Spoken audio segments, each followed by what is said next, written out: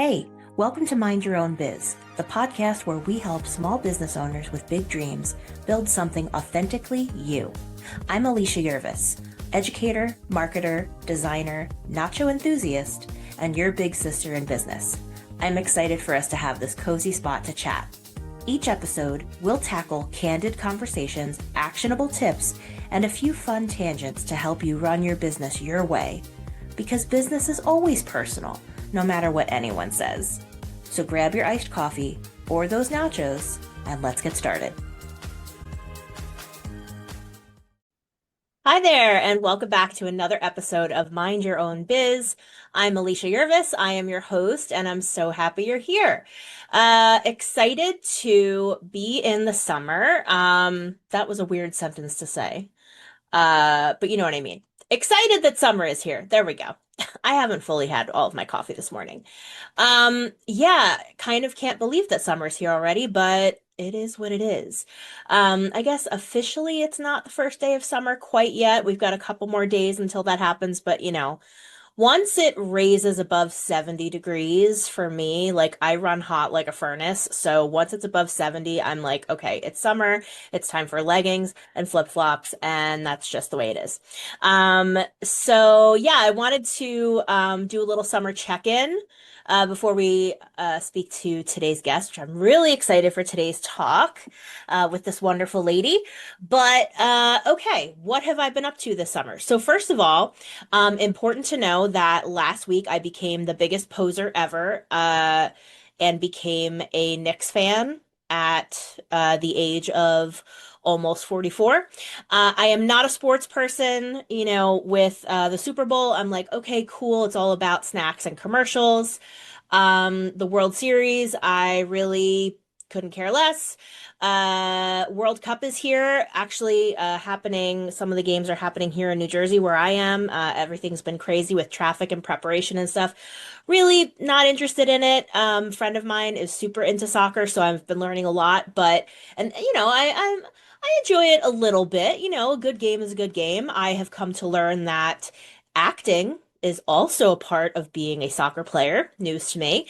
Um, and yeah, basketball, like, so growing up, I have two younger brothers and they did t-ball. I think they did soccer at one point. They've done football. They've done basketball. They've done baseball. They've done track, all these different things.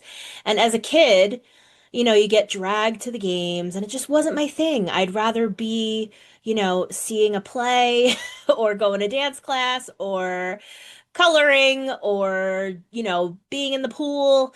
Um, playing piano, watching Annie, these are the things that I was into. So, everyone knows that I am just not a sportsaholic, but something about the energy of the Knicks, uh, the long-suffering Knicks, or the long-suffering Knicks fans, I should say, many of which, I grew up with, lots of my friends, having a a traumatic relationship with the Knicks. And I didn't know anything about any of that, but something about, being so close to New York City, I'm about an hour away, and so many Knicks fans just around here and in the community and stuff. I kind of latched onto that energy and I'm like, okay, like, wow, like they made the finals. They're at Madison Square Garden. Like, let me watch the game. What was it? Game three? Was it game three, game four? I don't know. Whatever the game was where the guy like saved the ball. Do you love my technical sports descriptions? Um, and knocked it into the net and they won by like 1 point. That was extremely exciting, right? It was amazing. And then the next game, a certain guest came to the game and they didn't win that game and that sucked. But then Knicks in five, and even the Broadway community was getting involved, right? Like, I don't know if any of you follow different Broadway shows and stuff. Um, they were working in, little mentions of Knicks in five, like into their curtain call or into certain scenes and stuff. And like that was my like worlds colliding kind of thing. But I was really feeling the energy. Um, and then, I see Taylor Swift in her Stevie Nicks t-shirt. Knicks, Knicks. And I just thought that was really fun. And Mariska Hargitay, just love her. I was just loving the vibe of like everybody and everything. Um, and then they won. I watched the final game too, and it was like actually exciting. Guys, I have no idea what basketball is even about. But I was telling my brother, who I'm sure was getting a real load of, getting a real load of me of like asking like what is it when they're yelling defense? Like I don't get it. And I'm not being ironic, you guys. Like I don't understand what that meant. Uh like what is a free throw? What is the thing? Why do they all stand there with their hands covering their crotch? I don't understand. Um, all these different questions as he's like, "Can I just watch this game?" But anyway, I was learning a lot. You're following the basketball up and down the court. It was kind of easy for me to, follow in that sense. Um, and it was cool. Like, they were really keeping up with each other. It was like, the Spurs would score, the Knicks would score. The Spurs would score, the Knicks would score. And so as part of my summer, I guess I'm a Knicks fan, at least for this week. We'll see how long this lasts. Like I can't commit, but I did order that Stevie Nicks t-shirt. I think it's going to be a popular Halloween costume this summer. And I know I'm a poser and I know I'm not as cool as everyone who's loved the Knicks forever. I don't want to like fully commit to being a basketball fan all of a sudden, but it's been a fun little respite from the horrible shit going on in this world to watch some basketball. And also, can we talk about like the unity that it is bringing to the city and to the country? Like really, very, very cool. And love that New York spirit. Seeing all the videos from Radio City and South Street Seaport and Times Square and, all these places, seeing the garden and the Empire State Building lit up in orange and blue. So fun. Okay, I've talked about sports way too long. But I just wanted to share that is what I've basically been watching this whole past week. In addition to that, yeah, just loving spending time with my little nephew, Jack. He brings me so much joy. He's so funny. He wears glasses and they're so adorable. And fortunately, he's only 10 minutes away, so I hop over there and, watch Sesame Street with him and eat chips with him and go in the pool with him. And I'm really, really excited about doing a lot more of that this summer. I've also already had my first lobster roll of the season. Shout out Moby's, Highlands, New Jersey. And yeah, the 250th anniversary of the country, birthday, whatever you call it, is coming up. And we're going to be taking a ferry ride to go see the tall ships in the bay here. I think it's the Hudson. Is it actually? Now I'm trying to remember where it is. It's somewhere near the Verrazano Bridge and Sandy Hook and stuff, which is close to me. So that'll be nice. And getting together with family. My birthday's coming up. So yeah, it's a nice summery situation. Um, and business wise, as I mentioned, like it's been a good mix of client projects, working on some email automations or some email sequence automations, working on a brand refresh, working on a website refresh, and some consulting, like one-on-one empower hour type things, keeping things moving. I'm still kind of in this like foggy funk, like in my brain of like, what do I want to offer? What do I want to do? And I know I've talked about that a lot on this podcast and in my emails and on social, and I'm still figuring it out, you guys. Like, I don't have the answers. I still don't have, the exact solution or like what I so crystal clear want to do. It's a process, but all I can say is that I'll know when I know. And in the meantime, I'm gonna keep going, and working with people that I want to work with and doing projects that I love to do.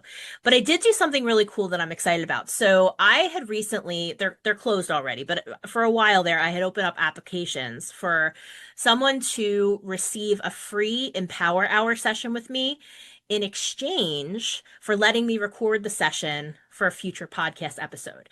And I've wanted to try that format for a while because I love when you get to learn through like the real conversation. So not just me giving tips like privately, but like actually hearing someone bring their business question or like the point that they're stuck on or their obstacle, their, I don't know what to do with this thing moment, whatever. And then we kind of work through it together. And I'm a big fan of Esther Perel, her podcast where she invites you into a couples therapy session. So obviously, this is not couples therapy, but I hear all the time after an Empower Hour session, like, oh my God, like this was like therapy session. So it's kind of like business therapy adjacent chaos. But I really just, I was thinking like, I love doing Empower Hours. And sometimes it's a little hard to explain like how they work and what happens in them and kind of seeing what we detangle together. And so I'll keep you posted on that because I think it's going to be a really fun, useful episode format. Because I obviously would love to do more Empower Hour sessions. And hey, let's take you behind the scenes of one. So I have to go through those applications and choose who's going to be the person that wins the free session. I made sure that they knew, like, okay, it's going to be recorded, it's going to be published. And so that's, asking them to be a little vulnerable too. So I'm really, really excited about that. So I'll keep you posted. Okay, getting to today's interview. You know that I love speaking to women who have built layered, meaningful, multifaceted lives and businesses. I love a good Renaissance woman, right? So today I am talking with Jane Kleiman. So Jane is one of those people where, you know, from the outside you might think like, okay, wait, ceramic studio, nonprofit, autism advocacy, healing work, teaching, art, community building, like how does this all connect? But the more that I read about her story, the more I saw the thread. And so this conversation will be about clay. It'll be about caregiving, creativity, motherhood, community, belonging, advocacy, and what it means to come into yourself a little later in life. And those are her words, not mine. And so, I love people who don't fit neatly into one little box because same, right? So let me introduce you to Jane Kleiman. She's a ceramic artist, teacher, advocate, and founder of Squatter Potters, a membership-based ceramic studio in Red Bank, New Jersey, and co-founder of HomeLife 21 Inc., a nonprofit dedicated to creating loving, supportive homes for adults with profound autism.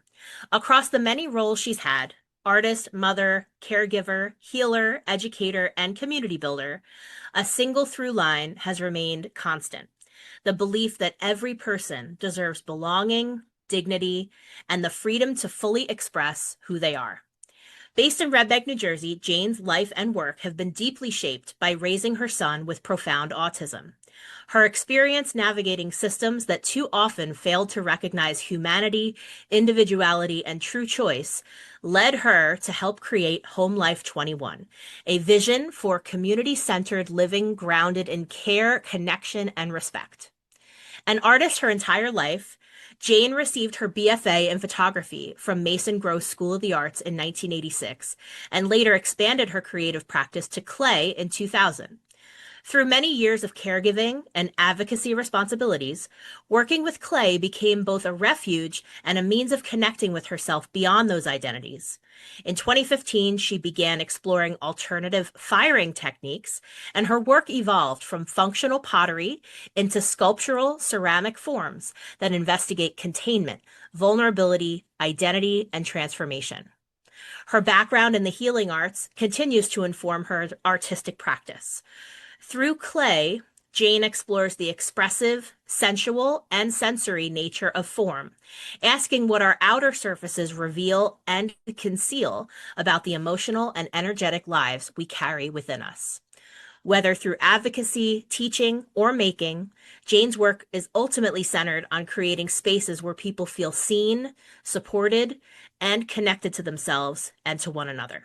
She views creativity not only as artistic expression, but as a path toward healing, self-understanding, and belonging. She's had her work shown in several local group shows, juried exhibitions, and galleries.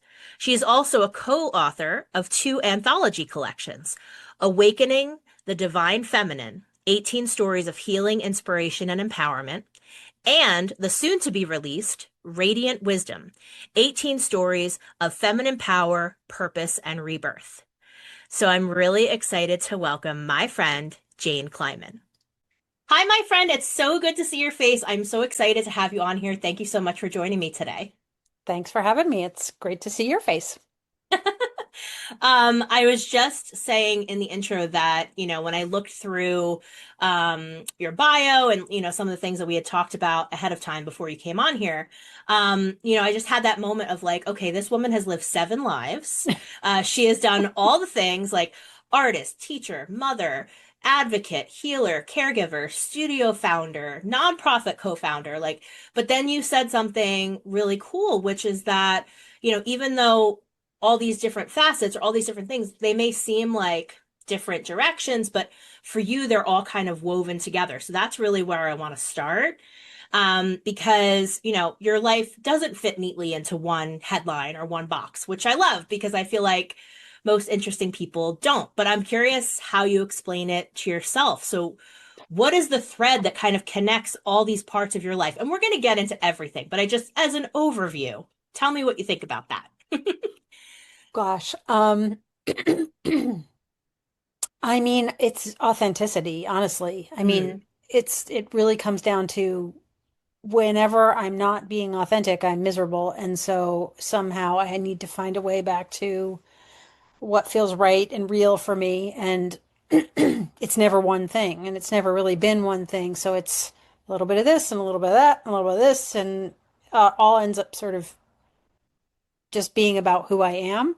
And I mean, I think the other thing I'd say, and this is what comes out in the chapter that I just wrote in this book that's coming Mm. out, but it's about belonging and like ultimately belonging to myself and belonging, you know, in this being in this world in whatever way that works for me because like you said, I don't fit into a box and I never have. So I've never felt like I belonged. So it's like I don't belong. I try to belong. I'm miserable if I try to belong, like so Hmm. it took me, all of 62 years to finally come to I'm fine just the way that I am and it's all right if I don't, you know, look like what everybody thinks and then when I hear somebody say back to me all the things I've done or what it kind of is mind-boggling to me. I'm like, "Oh, Yeah.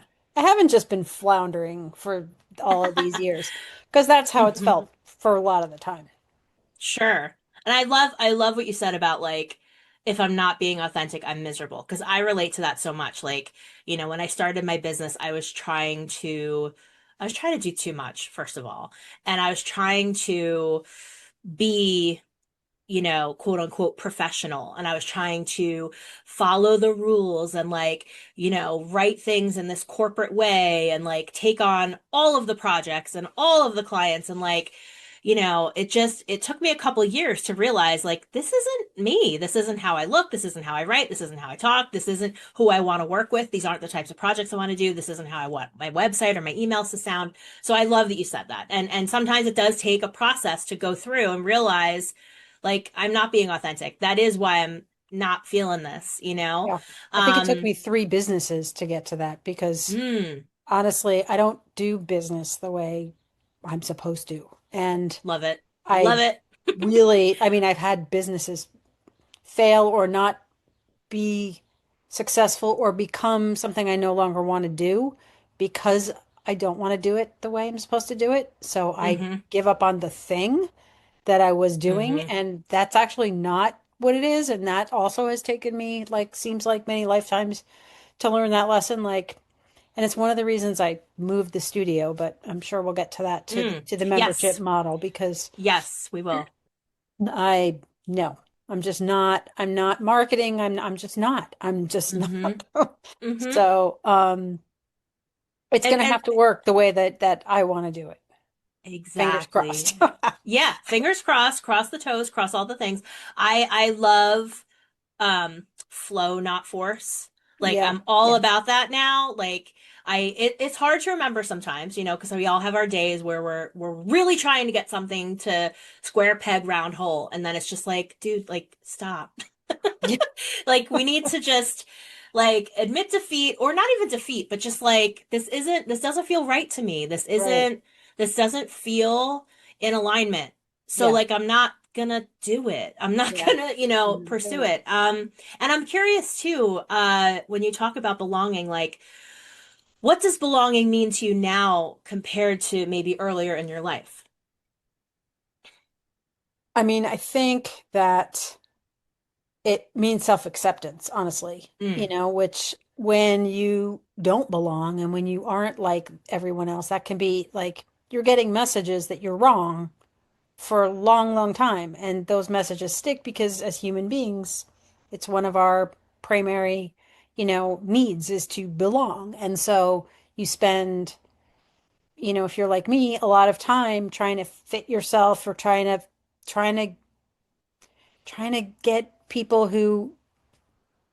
shouldn't who don't matter to you and who you are authentically, not that they don't hmm matter, to like you. And hmm it's not fun and it's struggling and you feel like you're constantly failing. And like when you were just talking about like, you know, I don't remember exactly what it was you said, but like admit defeat. That's what you said. It's like Yeah, yeah, yeah. it's why am I struggling? Like I'm struggling hmm and I'm not feeling good about this. Why am I struggling? It's because it's not in alignment. It's because it's not what I want. I don't necessarily want the thing I'm chasing. And, Yeah. it takes a long time and maturity, I think, is one of the things, and especially for women who spend their lives pleasing, in a lot of situations, to Yep. realize that, like, oh, I don't have to be doing this to make somebody else happy, and I don't have to care about whether or not that person likes me, or, like, it takes a long time to realize that the thing I think I want is actually not what I want. I think it's get really hmm complicated for women, especially moms, because you add on top of that the whole motherhood myth of you sacrifice everything for your child and there's nothing I wouldn't do, and I mean that's all true, but it isn't like it isn't a model that anybody should be like trying to be. If you want hmm to hire people to take care of your kids so you can have a career, like hmm there's an enormous bunch of guilt that goes with that for lots of women, and there shouldn't be. And there still is, and it's ridiculous. It's like it's mind-boggling to me in many ways that how far we have not come. You know, hmm um, and so Yeah. that those things are all like all of those things that get layered on top of me as a woman in this world, as a Jewish person in a waspy county, as a whatever. Um, hmm it all just it takes a long time to just kind of get all Yeah. that stuff off you and really understand what is true for yourself. And you really have to be willing to ask the questions and lose the stuff, you know? hmm Yeah. There was It can a be hard. yeah, and same as when we were saying like sometimes you have to go through stuff, or it takes a while to realize that authenticity piece. Similarly with the belonging and with the judgment and with the other people's opinion, sometimes that takes a long time too, because I know the younger that I was, the more that I cared. The older that I am, Absolutely. the less that I care. And Yeah. there was a great episode of Amy Poehler's podcast, Good Hang with Amy Poehler. I forget who she was interviewing at the time, but she was saying, what other people think about me is none of my business.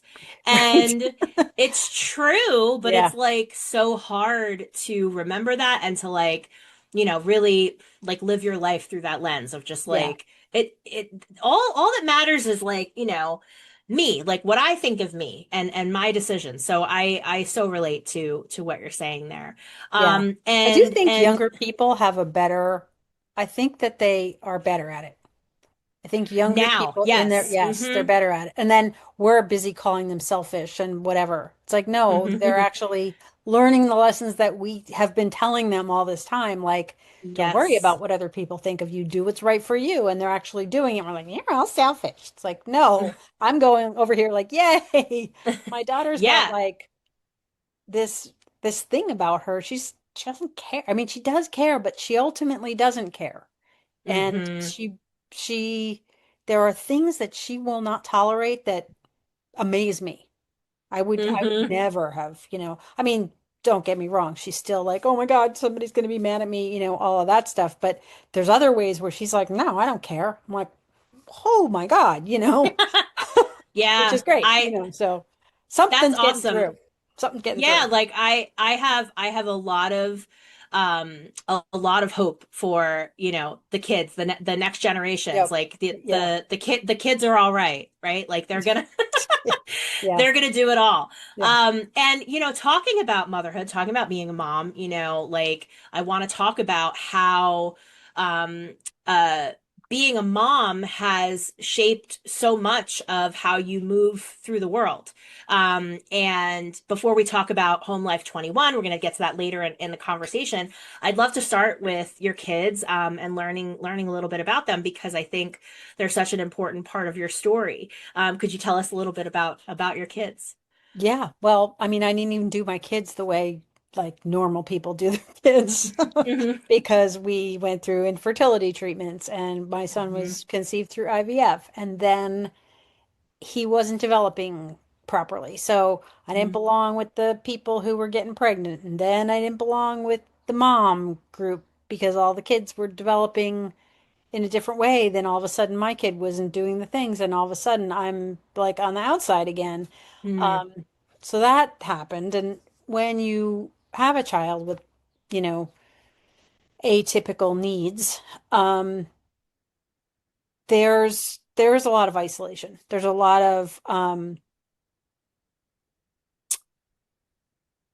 you don't fit in. You don't nobody gets it. Nobody understands why you can't come to the barbecue because your kid is gonna like lose his mind or you might have to leave or you're not going to enjoy yourself because you're spending the entire time, being hyper vigilant about what they're doing or where they are or everything. Um, Hmm. so you kind of, I mean, I reached a point where I was either going to, um, and I think this was the last time we talked. I was either, after I went to my yoga teacher training and found the calm within the chaos, I was either going to like lose my mind or I was going to, figure this out. And the yoga training really helped me. I'd always practiced yoga, but all the practices of yoga really helped me to like stay in myself and respond rather than react to things. So I was able to figure out that yes, I have to sort of there was a lot of sacrifice in being a mom. You have to take care of this human being, and when this human being really Hmm. isn't learning to take care of themselves. I mean, he's 25 and I'm still wiping his butt. So, there is Hmm. continued caregiving and it morphs over time. Um, but I had to decide I'm going to throw away these expectations of me because if I don't, I will go crazy. I will literally Hmm. lose my mind because I can't, because I hate it. Like, I'm not going to, like, it's inauthentic for me. I cannot live that way. I can't live living up to somebody else's expectations about what it looks like for me to be a mom and what it looks like for me to, be a stay-at-home mom. My house should be this, my this should be that. I should blah blah blah. I should, Hmm. it was making me mental, really. And so I had to decide I'm not going to care about these things and what these people are saying or what I think they're saying, which they're probably not even saying, right? So, Hmm. um, and then that helped a lot. That helped a lot to like, and it was sort of, I mean, you have to sort of do that as a mom anyway, because there's always that stuff, but somehow having a special needs kid, it's just magnified because there's so much of you and your life that doesn't look like everybody else's, and truly really doesn't, even though, it still does. We all have the same problems. We all have the same worries. It doesn't make us special. It just makes us a little bit different. And then when we wanted to have a second child, the fertility treatments didn't work. So we decided to adopt. So we adopted our daughter from Ethiopia. And so that was really different. And now I have a kid who looks completely different from the rest of my family. Like I just Hmm. haven't done anything normal the whole way through. Um, Hmm. And so learning about that and making sure that I'm providing her with what I possibly can provide her as a white woman to a black child in this world, doing the best I Hmm. can, and having to let go of some of that too, like we don't have an Ethiopian community around here. She doesn't have aunties, it's not like that. Hmm. So it's been a lot of like forced kind of letting go, and it forced me into this authenticity, like to stay like I don't really have a choice, because if I keep trying to pile on all these expectations or meet all these expectations that are piled onto me, I will lose my mind, and it's not worth it to me to lose my mind for someone else. And Hmm. um, so I think it sped up. Plus, I was a mother at 37 for the first time, so a little bit older than typical, which I'm grateful for now. At the time, I was like, oh my God, they're all in their 20s. And there's so much more you can do in your 20s, and there's so much more you just kind of like, you go for it in your 20s. Now that my daughter's about to graduate from high school, I can't tell you how grateful I am that I was in the Oh. time in my life that I was, because it made parenting her so much richer, because I Mm. was so much more self-aware and I was so much more like purposeful about how I talked to her. And I think it's paid off in our relationship. And, she's an amazing person and we have a great relationship. And I mean, she's graduating in 2 days. I'm going to be an absolute wreck, but I'm so happy for her. I mean, Hmm. everybody is. I couldn't be prouder of who she is and how our relationship is. Like that Mm. makes me so happy. And I know a lot of it is from all of this, like just letting go of expectations, and just Hmm. trying to stay true to what feels right to me and us and for our Hmm. family, and just going, if somebody doesn't like it, it's too bad. Including Yeah. sometimes my husband, because, I mean, not that he's like laying expectations on me, but he hasn't done a lot of that work, And Hmm. so he still kind of gets caught up in, well, I don't want it to be like, I don't want people to, I'm like, I don't give a shit what people do or don't do, that's just too Hmm. bad. So, Hmm. And and I, and I, modeling that for my daughter has been huge. So mm, I'm glad for hmm. that. I loved hearing all of that. And I'm curious, what is your daughter's relationship like with her brother? It's changed as she's gotten older. For a few years there, she was a target of his aggression, so it was Mm. scary for her, and really home didn't feel like a safe place, and that breaks my Hmm. heart. Um, Hmm. but now she's incredibly tender with him, and Mm. she wants to be a teacher. And, Oh. I don't know that she wants to be a special ed teacher, but she has an innate ability um, to recognize um, different needs for sure. She's come home and she's told me, Mom, I don't know. I think this one kid might be on the spectrum. I don't know if his parents know. I'm like, that's going to Mm. happen. It's going to happen. And you're going to, as you learn about it, you're going to be able to have the tools to say, hey, listen, let's, do a couple of tests and see how this goes. You'll be able to Mm. talk to parents about it. But she is incredibly astute and patient, and um, much better now that he's not kind of attacking her. But, she couldn't have kids or friends over, for Hmm. years. I mean, she still Yeah. is very, very nervous. We had a big party here over the weekend for her graduation, his 25th birthday, and she had two of her friends over, and she stayed in her room the whole time because I know she was afraid. And it would have been Yeah. fine. But he gets triggered and you never know what's Hmm. going to happen, and she's just not having it. So she just doesn't Yeah. put herself there. So, um, Yeah. but I think as we get older and as they get older, she will, and I've never said he's going to be your responsibility, because it's not fair, That's just not Hmm. fair. She's entitled to a life of her own. And, I know she will care about him. I know she will look after him. But, you know, thinking that somehow he has to go live with her or something. Like, no, I never wanted her to think that. So I've always been trying to plan and think about that and let her have her own dreams, you know. Hmm. Yeah, and I thank you, by the way, for being so open and Mm. talking about this, because what you've done with Home Life 21 is amazing, and I cannot wait to talk about that. But it's birthed out of exactly what you're talking about Yeah. here. And I know you're not the only one, you're not the only family, and creating this organization and this solution is amazing. And so, because that's such an important part of your work, I want to dedicate Yeah, yeah. time to that in later in the conversation. But it just sounds too, though, that like so many of the seeds were planted long before the nonprofit ever existed, like because of the things that you and your family have been experiencing.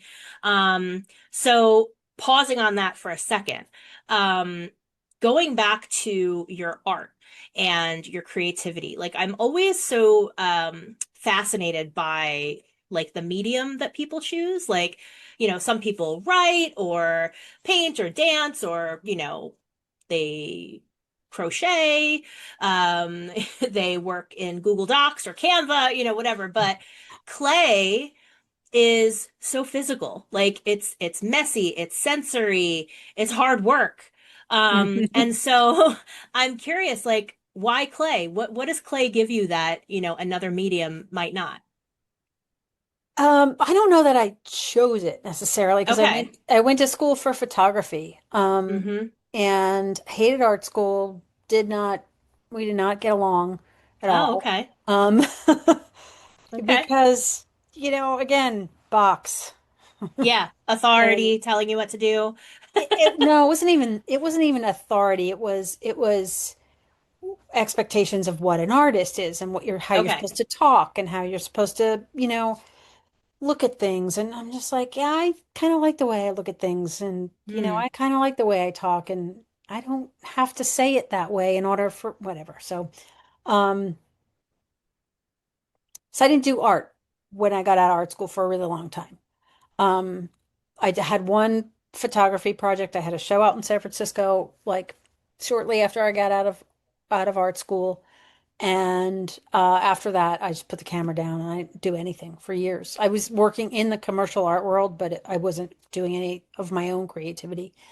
And I turned to the healing arts and I went to massage school, which is physical and which is, sensory and which Hmm. is, Mm-hmm. and I had a real feel for that. And I was definitely drawn to that.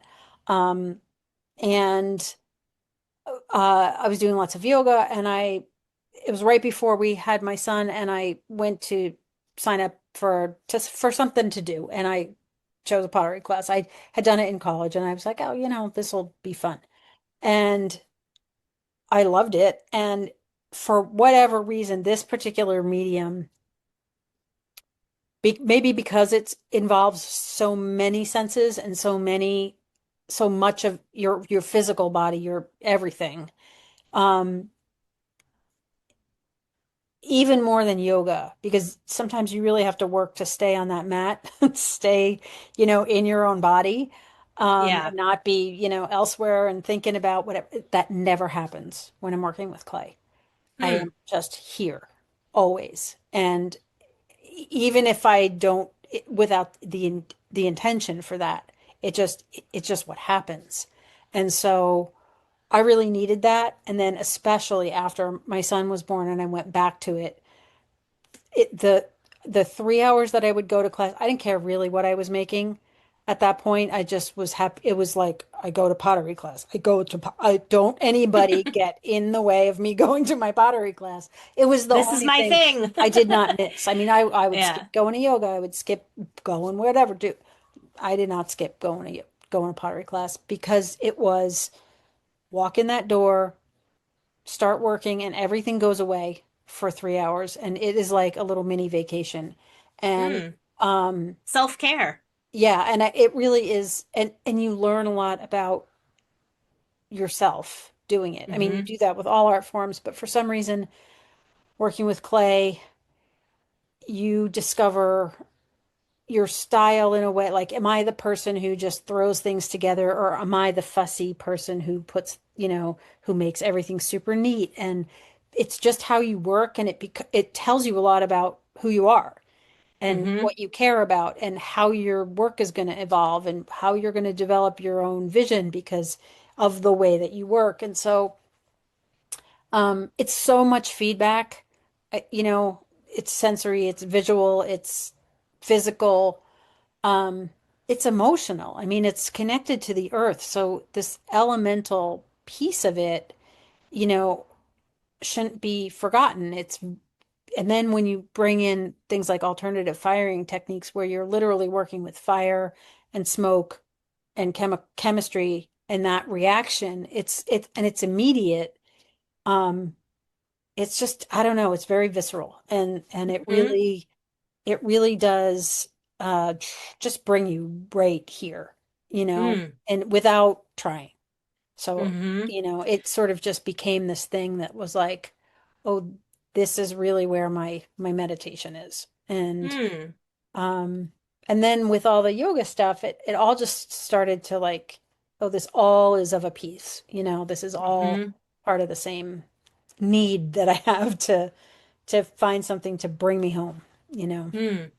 I hadn't thought of that with like the different like elements that it combines, like actual elements, Yeah, and absolutely. how it could be, beyond self-care, how it could be like alchemy and, Mm. ritualistic and like all these kinds of things. Like, so what do you, as you started to um dedicate, more of your life to it, and saying like, no, this is my non-negotiable, like I show up, I do my pottery class.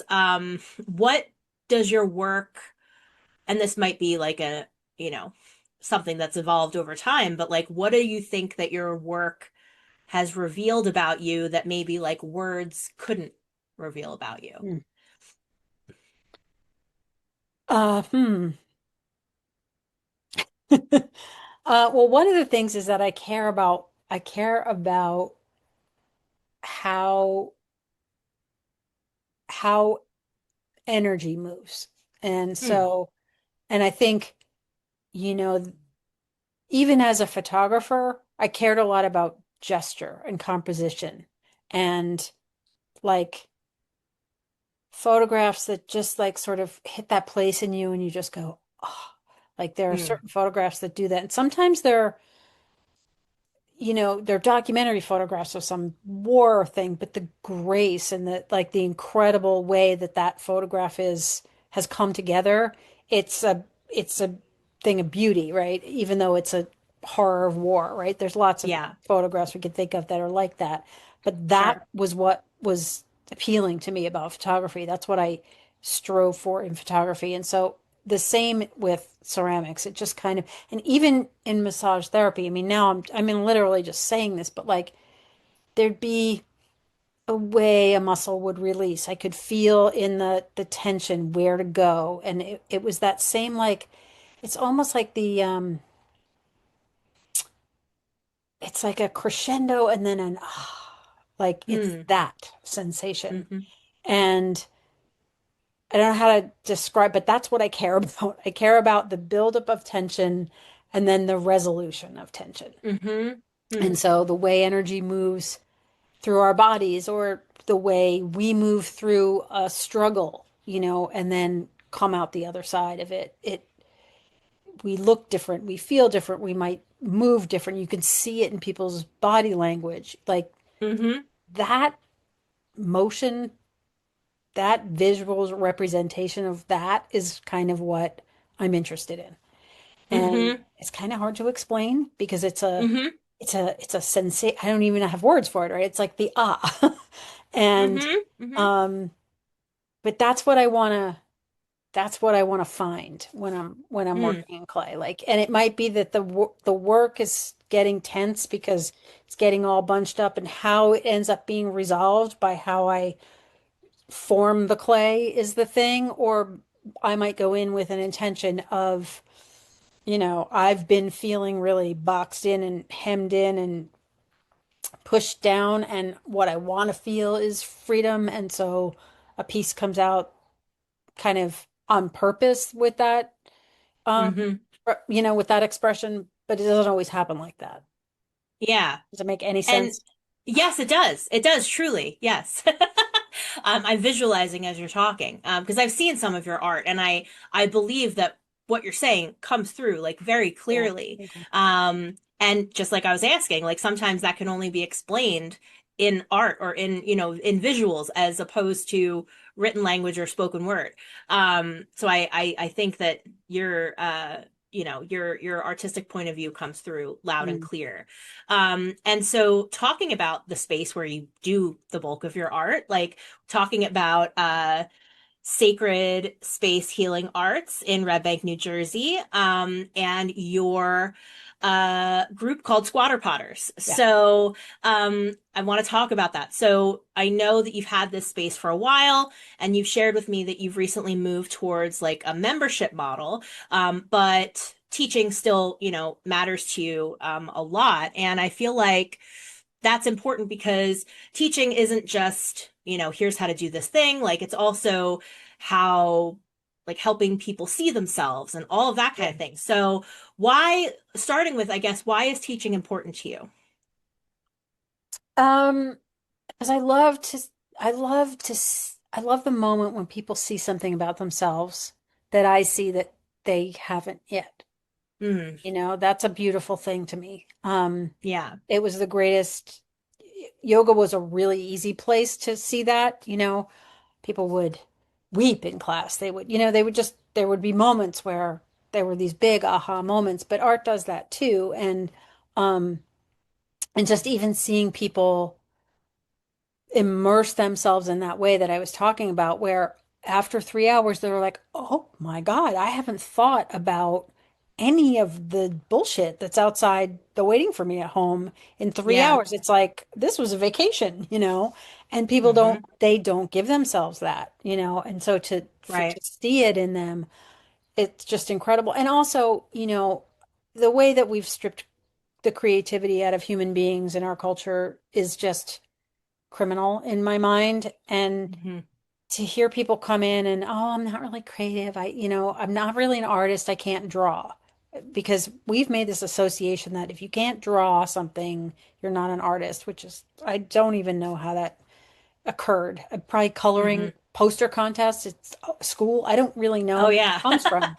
But, Uh-huh. I'm like, everyone's creative. You were a child once. Everyone is creative. Just play with the clay and see what happens. And they do, and something happens, and they're like, "Oh my God, I made that," and like seeing people reconnect with that part of themselves is stunning. It's Mm. like one of the most Hmm. beautiful things there is.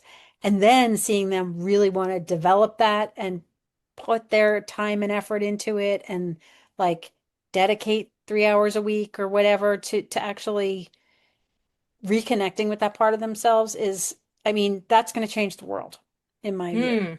Mm. It truly is. I love that answer. That's so cool. And I would imagine that's just got to be so, just so fulfilling and just brings you so much joy and lights you up when that happens. And how do you balance the teaching skills, like the teaching side of it, Mhm. with helping these folks just trust themselves and help them develop their own style? Like it's like I guess to know that part of it is letting them do their own thing and like you said, pick up the clay, see what Yeah, happens. Like yeah. talk about that when they're a little nervous, I guess. Yeah. Um, well, I bring in some of the tools from yoga, like have them take a deep breath. Mm, I say that you can't do anything wrong. It's clay. You can't break it. You can't, you're not going to mess anything up. Um, and and I really just try to give them space um to find their way, but also confidence in showing them how to use the clay. Like it is mm-hmm. important to know, you know, you can't just hand somebody a ball of clay and go, go play for 3 hours. Like they'll sit there and not know what to do. Like, okay, Hmm. well, let's roll it out. Let's form it into a cylinder. Okay, well, now you can make it into a mug, or like, and you kind of just if you take them through the steps of the three basic ways of hand building, which is coil building, pinch potting, and slab building, they have an enormous toolbox from then Mm. which to play with. And they'll Like discuss, a I usually foundation. say, like, you're going to find that, you like one of these techniques more than another. You might really Hmm. hate coil building. You might really love slab building. You might really love pinch potting. You might love the wheel, like find the thing that you love and then see where it takes you and be willing to move on from that when you just like want to explore something else. So, I mean, I love throwing on the wheel, but I actually do more hand building now than I used to because I would have to probably go apprentice in Korea or Japan in order to throw the forms I want to throw and be good at that, right? And Hmm. like, or I could just make them, hand build them. And so, Hmm. um, yeah, I use a lot of the tools of, the healing arts. And that's honestly what I wanted to do from the very start with Squatter Potters was I wanted to create, first of all, a community. It was shortly after COVID. I wanted a place where people were in the same room, and it wasn't about this one is wearing a mask. This one isn't wearing a mask. This one is thinking this. This one is thinking that. We're all like there to focus on a thing. And a lot of it had to do with we need to learn to be in a room together once more, Mm. Hmm. Um, and so, and I really wanted to sort of kind of combine all of these things, but you get people in the door, right? And you have to have classes and you have to, and I have this space which is off the beaten path. You can't really see it from, it's not a storefront. So nobody knows I'm there. So that meant I had to do all the business things. And um, I don't like to do the business things. Uh-huh. I hear that a So lot on this I podcast. bet you do. So I opened with somebody. I had somebody who was also going to teach in the studio, and we were paired up, and it was fantastic because she did bring in a lot of people, and she was really instrumental in brainstorming idea. I wasn't doing it all by myself. Um, Hmm. and since then, she unfortunately got a health diagnosis that she had to take care of and hasn't been able Mm. to be teaching in the studio. And then I was like not enjoying it anymore. And I realized, oh my Mm. gosh, it's because I'm doing this all by myself again. I don't want to do this by myself, Hmm. Everything is on me, following up Yeah. with people, she would be the one to text and email her own students, the students that were in her class. So I only had to worry about half the students, and it just all of a sudden it's all on me again, and I wasn't loving that. So Yeah. um, I kind of struggled for a couple of years, really just trying to do it on my own. And then my son went into crisis last year, Mm. and there are many tangents I can go down right now, so I'm just gonna Hmm. take a pause. Um, he got kicked out of the program that he was in after he graduated from high school or from school. Mm. Got when he reached 21, he was in a program for a year and they kicked him out and he just spiraled.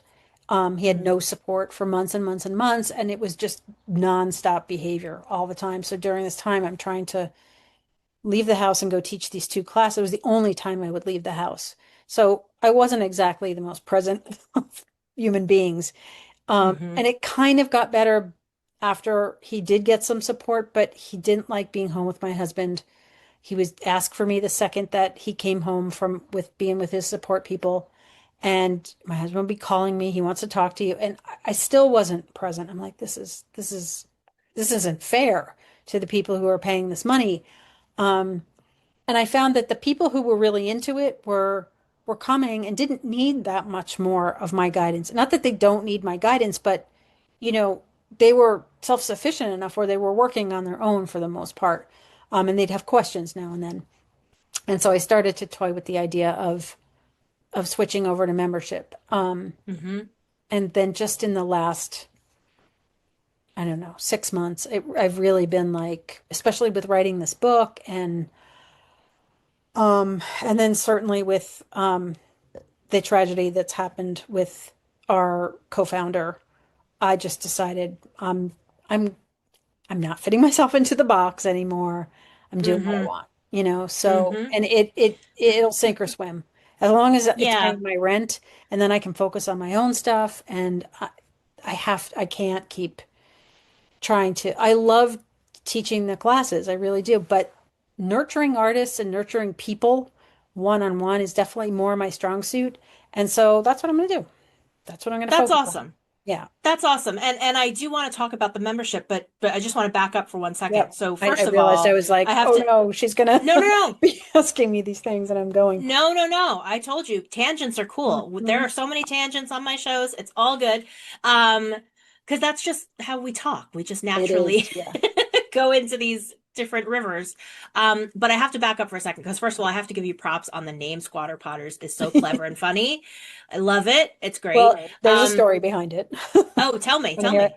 Yeah. So I had a few people, friends that were interested in learning, and I didn't really have a space. And I was showing some of my pieces in a store downtown Red Bank, and she's also a landlord, so she said, "Oh, well, I'll promote the classes. You can use the space that spaces that are empty in town that haven't been leased yet." So I started doing that, and then we would have to move to another one when that space got rented.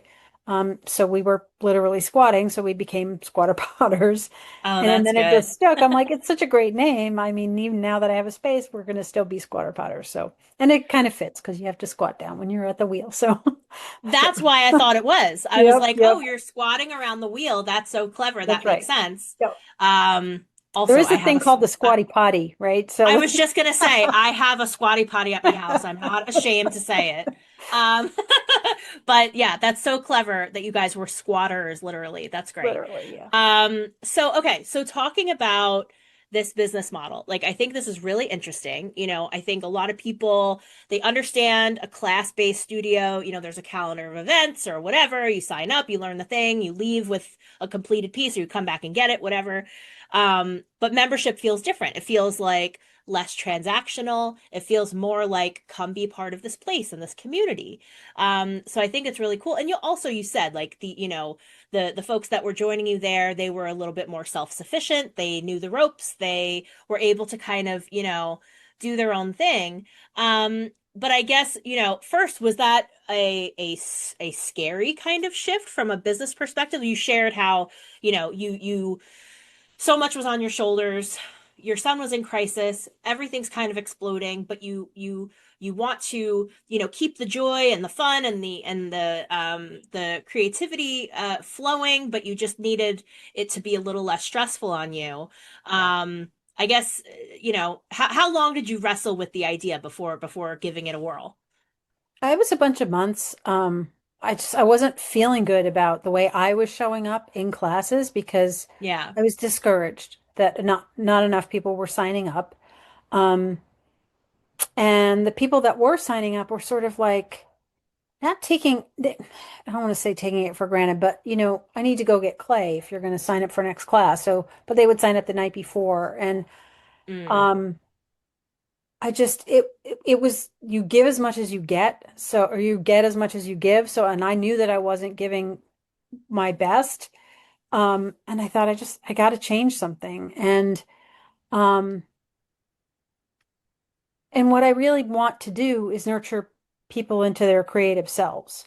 And I can do that much better if I'm not worrying about filling classes.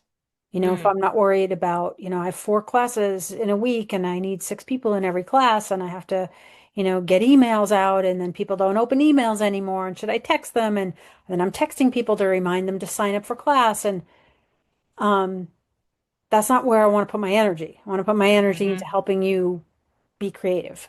So mm-hmm, I thought, well, I'll just offer privates because I mean I was offering them anyway. You learn so much faster. It's like the actual act of I'll show you how to do this I mean it's important and you can spend years mastering the craft of it, no question. but you don't have to be a master to get started. Um, Hmm. so, come and take some private lessons. I still run one class for people who want an entryway in and people who like a class environment. They want to show up and know there's people there, that they're not just working on their own. Um, Hmm. and if needed, I'll add another one. But for right now, at least one class, people can come and learn, stay taking that class as long as they want, and then if membership is right for them, then they move on to membership and they come whenever they want. And if you have a project that you want to work on, or there's a piece you're really dying to make and you don't know how, you book a couple hours of private time with me and we're going to work on that specific thing.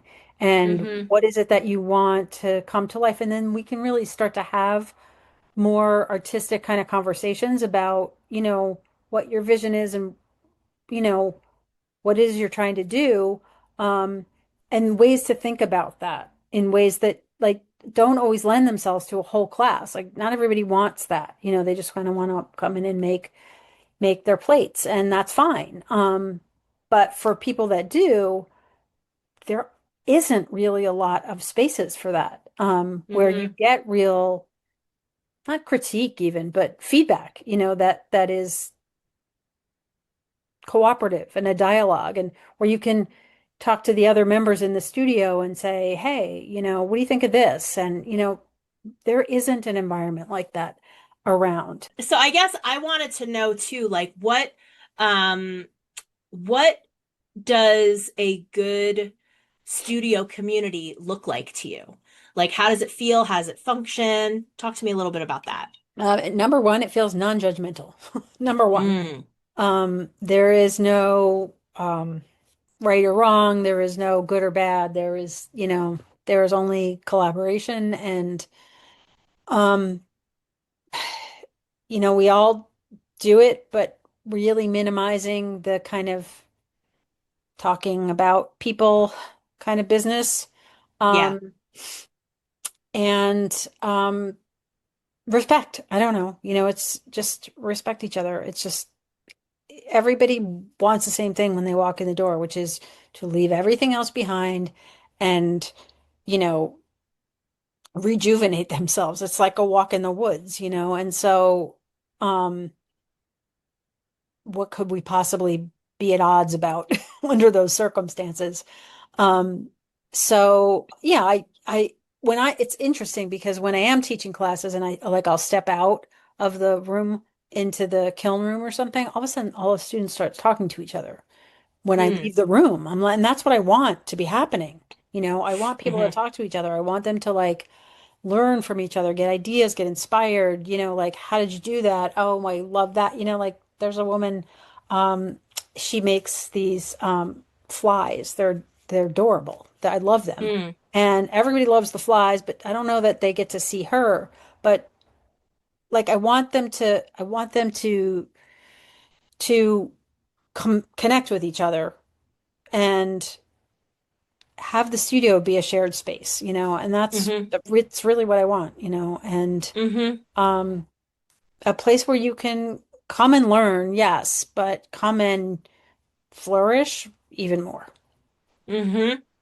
And before I meant to say this, when you were talking about like when someone's uh experimenting with clay for the first time and you're like, you might love pinch pots, you might love this, you might love that.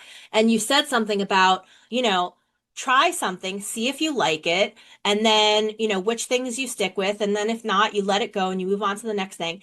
That was reminding me about what you were saying in the beginning of this conversation about the different businesses, and like, finding things that fit you, finding things that were in alignment with you. It was just like a nice reflection of that same kind of concept that you had said. And yeah, like of course, like having this judgment-free space to create, I think is everything. It's like that concept of like a playground, and like you were saying earlier, we all were creative as kids. It's still Yeah. in there. Yep. And you're kind of, creating the spot where that's free to thrive and grow. And also what you were saying about, when you had to like pause and do emails and marketing and worry about filling these classes and stuff, I can understand how that takes the happiness and the fun out of it. And because that's something that I struggle with too, is when I tend to put way too much pressure on the end result of something Mm-hmm. and like, oh, this is gonna do it. This has to work. This has to, this is gonna be my sold out, Sure thing. course Yeah. or whatever. And then, even when and similarly, if you are agreeing to a project or to a client that isn't quite right, but like you need it, quote unquote, Yeah. and then you end up having not a great time Yeah. on that Yeah. project. So Yeah. I see you on that. Yeah. And so talking about too, the concept, and we've talked about it throughout this whole conversation of belonging. Um, I want to talk about Home Life 21 um, and this beautiful thing that you've created. And I want to talk about this with care. I know this is very personal, but I think that it's a big part of your work, your worldview. In your bio, when I was reading it earlier, there's a line about you had mentioned systems that failed to recognize humanity and individuality, and that really stayed with me. And so, how did raising your son shape the way that you think about dignity and preference and belonging? Wow. And we want to Um, talk about Home Life 21 itself yeah, too, yeah, like the yeah. concept of Well, it. But let's I start there. mean, disability in our country is not exactly the most dignified of Hmm. treatments, right? So just let's start there. I mean, Yeah. from when you're very young, it's what's wrong with your kid. Something's wrong. Um, Mm. it's depending on the situation, can be an almost abusive battery of testing and everything else to, fix. Certain therapies can be torturous for kids. So there you are as a parent, and your kid is screaming through an entire physical therapy session, and all you want it to do is end. And they're going, no, no, no, this has to happen, and you want to do what's right for your kid, and so you put up. My son screamed through most of his physical therapy sessions. I remember the day Mm. they brought in the little child-size walker thing to teach him how to walk. It's like, what is that doing in my house? What do you Mm. mean that they make baby-sized walkers? It's just one of those moments that is forever seared into my memory. Um, Not that that's undignified. It isn't. It isn't. But it's such an outward sign of disability. And then the systems and the fighting with the school systems and the lack of resources. And it's always all about money. And it can never be about money. It's about whether you're meeting their needs. Bullshit. It's about money. It's always about money. Um, Hmm.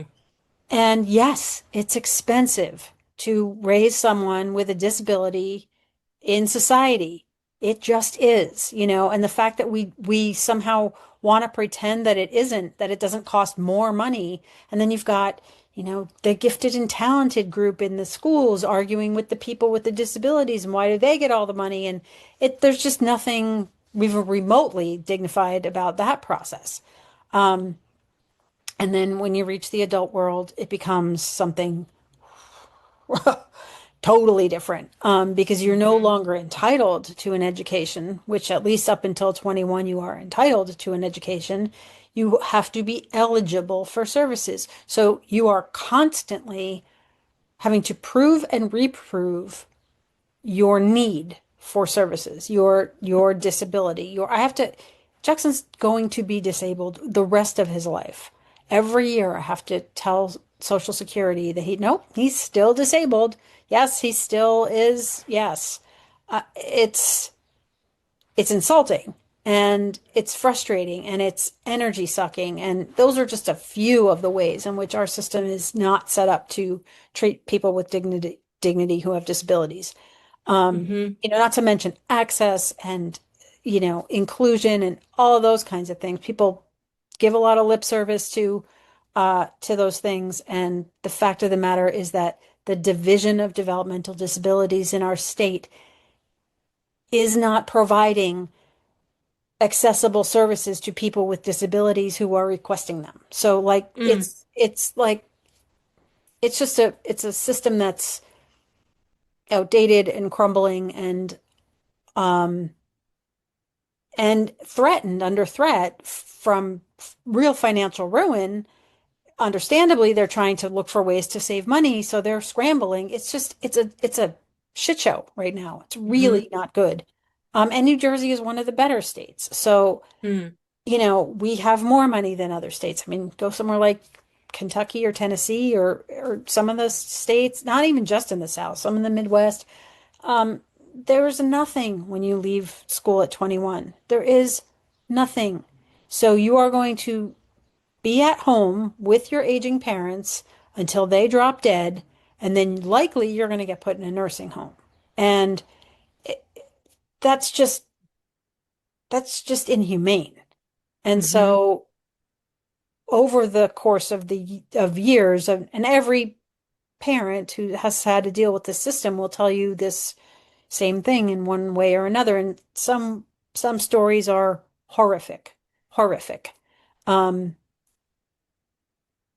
and it has to change. This Hmm. can't go on. I mean, I just refuse to accept that you know, my son stays with me with which is not where he belongs. He belongs somewhere with his peers and services and activities that make sense for him, not for his 62-year-old mother. He is 25. He does not want to spend his days with me, you know, nor should he. So, you know, um, I just refuse to accept the unacceptable. And so we had to figure out a way to make something different. And that was when Kim McCafferty, who is our founder, she knew all of us, through different avenues. And she basically had the same thoughts since early on. She's always been an advocate. And she brought us all together and said, "Hey, I want to think about putting together an adult residence. Do you want to do this with me? I want to start a nonprofit." And I was like, "Hell yeah." And Mm. so initially there were five of us. Now there are four. And um, we don't want it to be a group home. We are never calling it a group home. A group home is nothing more than a mini institution. It's just less people Mm. in a place with people, staff who are not paid well, staff who are not consistent, who leave, so it's a revolving door. Um, it's not safe. There are good group homes, don't get me wrong. There are good group homes, but they don't have openings because they're good. No one leaves.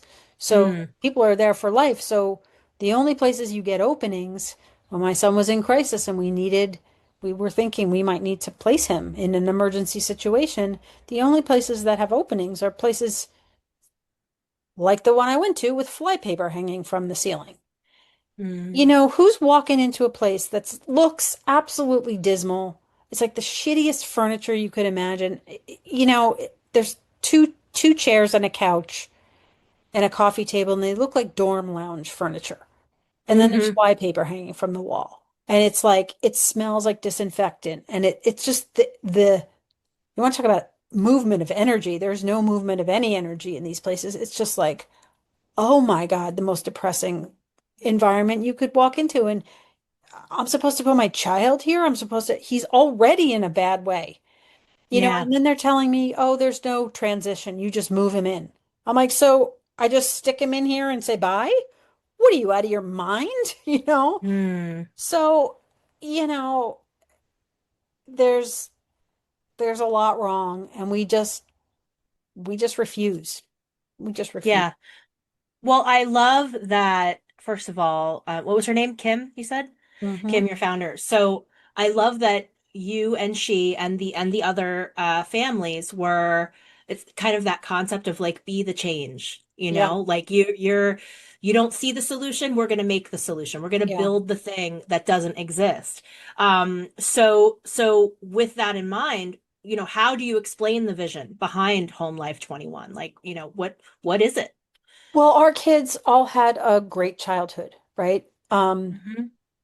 We we take them places. We get them involved in activities. We've tried to make their childhoods, not just about disability, but about childhood. We live in an Hmm. amazing place. We live near the beach. They love the boardwalk. They love going to the beach. They love going to Great Adventure. They love, like I've been to Great Adventure more times as an adult than I ever was as a kid because he Hmm. loves it there. So we take him there. Um, so they've had loving, supportive homes. There is no reason that as adults they shouldn't have the very same thing that they had as kids. So that's the vision. Loving, supportive, safe, and a place where they can continue to learn skills of independence and be engaged in their community, be engaged on their own property. Um, for one thing, it's hard for our guys to go into the community. Individuals with profound autism don't have the bandwidth to be out all day a lot of the Mm. time. And so the solution right now for my son is his DSP comes and takes him and he takes him out. And he's out all day. He comes home and he is passing out at 8 o'clock because he's overloaded. I mean, I'm credit to his DSP that he's not melting down out in the community because it's a lot. But if he's not feeling good, if there's anything that's off about him, he will melt down. And if that's the case, then the community is not the place for him. It's not safe for him. It's not safe for other people. So our guys need a place that is safe and where they can also be engaged in their world. Like group Hmm. homes, there's nothing to do in them. They're in the middle of a neighborhood there's nothing happening. You get in your car to go everywhere, and we want to have some property where they can take care of the property. Maybe there's some chickens, and maybe they grow things, and we'll once they're in there, we'll be able to figure out what it is they like to do. And maybe they like building birdhouses. Maybe they like watching birds. Maybe they like, I don't know. We'll figure that out and we'll create an environment for them that works for them. That's not Hmm. one size fits all. That's not, we go bowling every Friday night. And, my kid doesn't love to go bowling. There are lots of those kinds of activities that he doesn't love because it's a lot of fine motor skills that he doesn't have. There's a lot, he doesn't love crafts for that reason. So, all of the typical things that they do in these kinds of environments are not his favorite things to do. So he's going to Hmm. go and he's going to be anxious because they're asking him to do something that isn't his favorite thing. Like, why not have their favorite things? Let's make a Yeah. place where um, they get to do the things they like. And that's what they say they want, person-centered planning. So that's what we're doing. So it really will be very individual and it'll be something that other families can replicate. You've got a group of 4 or 5 girls, perhaps, who love cooking or they love to volunteer or they love to, who knows, a million things. Maybe they Right. love to plant and garden and take care of animals. Um, they'll figure out the things that they like, find a property, and then, we want to create like a framework that other Hmm. people can use and customize to what works for them. But there's no reason that our adults shouldn't have choice in the kind of life that they get to lead. So Hmm. it's real choice. True choice is not the same as what's being offered as choice. Yeah, So it's really that's about so that. true. And what is the status right now of Home Life 21? Where are So you at in the the process? status is essentially unchanged. We were about to have a big event in April, and then I don't know if you know this, our founder's son died. Oh my God. Um, and it just brings home the need for this even more. So she's just kind of getting back to, kind of life. Um, he died at his program. He Oh my fell out God. of a third-story window. Oh my God. Was this Fort Monmouth? Yes. Oh my God. I saw that in the news. Oh my So, God. yeah, I'm so sorry, Jane. I'm so thank you. sorry. It's been horrific. It's been so scary for all of us. Just in our community, but it's made an impact across the state. Yeah. Justin's death, it really Hmm. has. Um, Kim and I are going to be traveling to Washington in July. The National Council for Severe Autism has an awareness day on the Hill where parents go and speak with senators and congresspeople to bring awareness to the fact that only 6% of the research that goes into autism goes towards profound autism. Um, these Medicaid cuts that are coming, there's going to be lots of topics. Mm-hmm. So we're going to talk to them about that. But I believe it's only really, I mean, only strengthened her resolve that safety is one of the biggest things that we have to address. And Mm. just because you have a license doesn't mean that you're safe. So our Mm-hmm. program is not looking to be state licensed. We're looking to be self-directed. Um, but the agencies are coming after self-direction. And they're Mm. trying because it's more expensive. Um, Mm.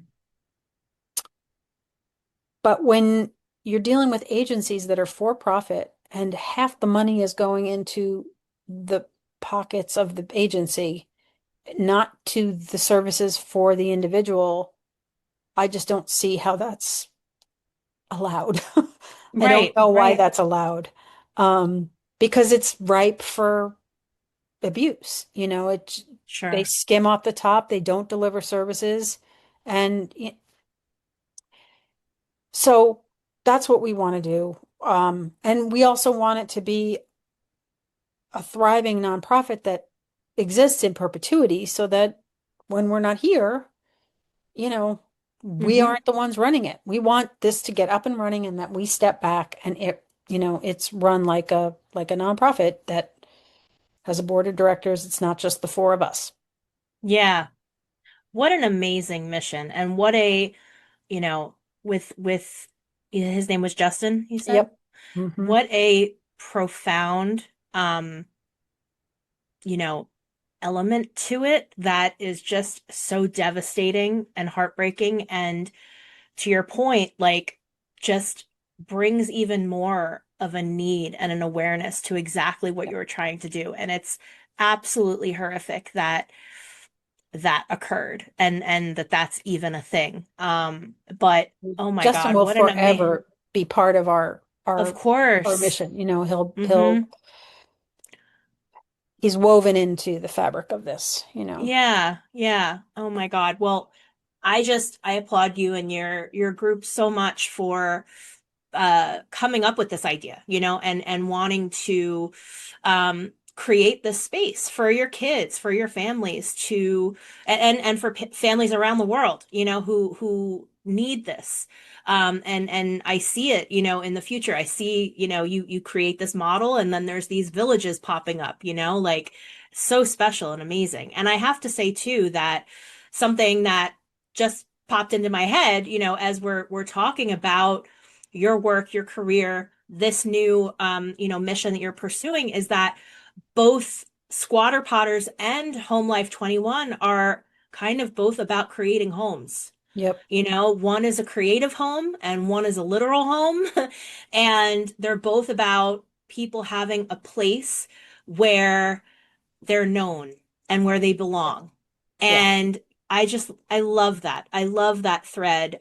You are such a community builder. You're such a leader. And I'm just so excited to see all of this bloom and develop for you and see where it goes. And you just have such a great heart, Jane. Thank you so much for talking to me today. Thank I've you. loved learning more about what you're doing and your family and your work and this important uh, mission that an organization that you're working on developing. So please, please, please let us know where can people find out more about you, about Squatter Potters, and about Home Life 21. Okay. Well, Home Life 21 is easy. It's homelife21.org. So that is the place to go. There's a blog. You can make a donation. You can find out about where we are. We have a roadmap on there of where we are. Um, we will be rescheduling this event that was supposed to happen in April. Hmm. I just don't know when. We had to sort of get through the Yeah. bulk of the the grief. The Not Yeah, that of we'll ever be through course. that, but Hmm. um we're hoping to be able to make some announcements towards the end of June about when things will start to pop up again. Um, Okay. Ceramics, you can find me at jkceramicsnj.com. So there is another JK Ceramics, but she's not in New Jersey or he. So it's with Hmm. the NJ at the end. Then it's same for Instagram. It's JK Ceramics NJ. And on Facebook, I'm Sacred Space. Yeah, I think it's still Sacred Space Yoga and Massage Therapy. Um, but that'll take you to the Healing Arts Facebook where it's mostly ceramics at this point. But Okay. I don't know how to change that on Facebook. That's okay. Well, that's okay because I'm going to put all the links in the show notes today. So for those of Okay. you listening or watching, you can head to the description and grab links from there And to the book find is also Jane. coming out. The book is Oh, coming out. yes. The book is called Radiant Wisdom, 18 Stories of Feminine Power, Purpose, and Rebirth. It'll be available Congratulations. on Amazon starting on I believe it's the 18th for like a pre-sale, and then the 24th you'll be able to buy the paperback. So That's awesome. you'll find that on my socials as well because I'm going to be promoting the book. So That's awesome. Congratulations on that. thank you. That's We're going to huge. do a That's book great. club, a whole thing. So Oh, please come good. and check the book club out. Yeah, it'll be fun. Awesome. Well, I'm going to put all the links in the show notes, as I mentioned before. And just one last thing, I always like to close my episodes with this. What is something that just brings you joy right now? Where are you going that, is it something you're reading, something you're doing, visiting, listening to, eating, making, whatever it is, something that lights you up outside of, Um, all of the chaos that's going on? it's probably right now my daughter, honestly, Mm, and her graduation and just seeing her. It's so cliche, but blossom into this amazing young person who's gonna change the world for sure. She's gonna, shape little minds into loving learning, mhm. and there's just nothing that makes me happier. And seeing her happy and moving on in her life, that's just right now, that's my biggest source of joy for sure. Love that answer. Love that. You're a good mom, Jane. You're a great mom. Thank you. Um, Thank you so much for chatting with me. It was so good to see you, and You too. I will speak with you soon. Okay. Thank you, All Alicia. right, take care. Bye. Bye.